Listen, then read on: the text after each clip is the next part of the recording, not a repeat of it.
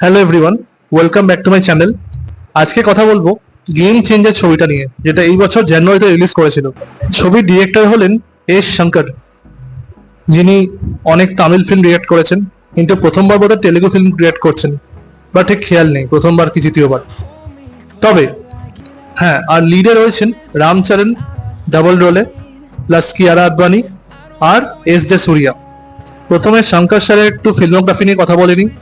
তিনি নায়ক বানিয়েছেন অনিল কাপুরকে নিয়ে, তারপর ইন্ডিয়ান বানিয়েছেন কামাল হাসানকে নিয়ে, প্লাস রিসেন্টলি করেছেন আই বলে সিনেমাটা বিক্রমকে নিয়ে, এবং রজনীকান্তের রোবটও তারই ডিরেকশন।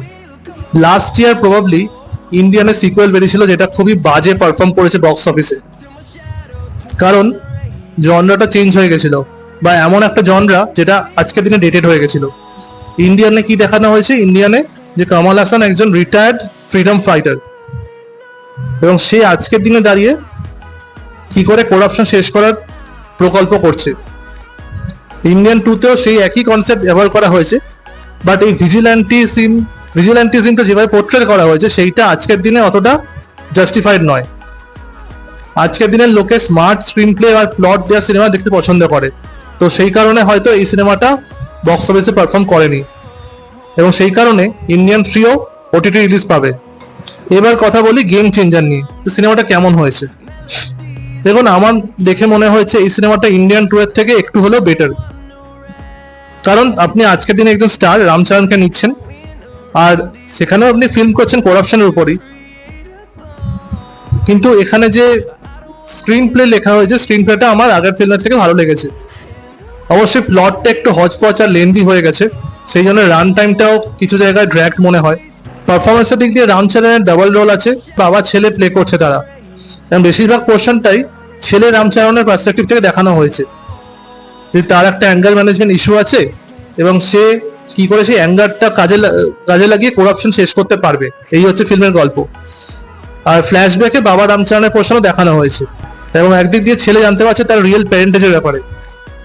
এই সিনেমাটা যে হিন্দিটা ভার্সনটা সেটা আমি দেখেছি, এবং এখানেও তারাই নিজেদেরই ভয়েসের ডাবিং করেছে, এবং সত্যি কথা বলতে এস জে সূর্যার যে ভয়েস এখানে দেওয়া হয়েছে, শুনতে কানে লাগে কেমন একটা অকওয়ার্ড ফিলিং হয়, যেহেতু উনি প্রপার হিন্দি বলতে পারছেন না, তাই একটা টান বোঝা যাচ্ছে ভালোই।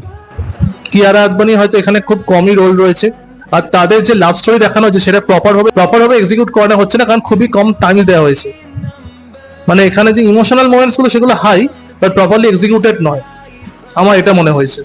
প্লাস এখানে অ্যাকশনের দৃশ্য খুবই কম আছে, এবং যেরকম ভাবে অ্যাকশন এখানে আনা হয়েছে পিকচারে, সেটা সেটা দেখানো হয়েছে যে হিরো নিজের মাথা খাটিয়ে কি করে ইনোভেটিভ ভাবে করাপশন শেষ করতে চাইছে। অবশ্যই তেলেগু সিনেমা যখন কিছুটা ওভার দ্য টপ তো হবেই।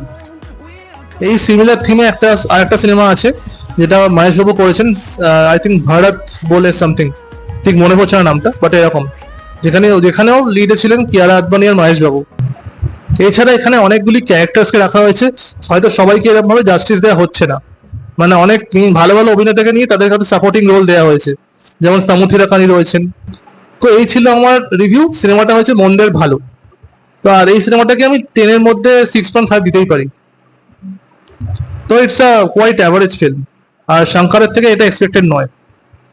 লেটস সি উনি আরো ফিউচারে ভালো ভালো মুভিজ নিয়ে আসতে পারেন কিনা। তো thank you for your time. রিভিউটা ভালো লাগলে অবশ্যই চ্যানেলটা সাবস্ক্রাইব করবেন।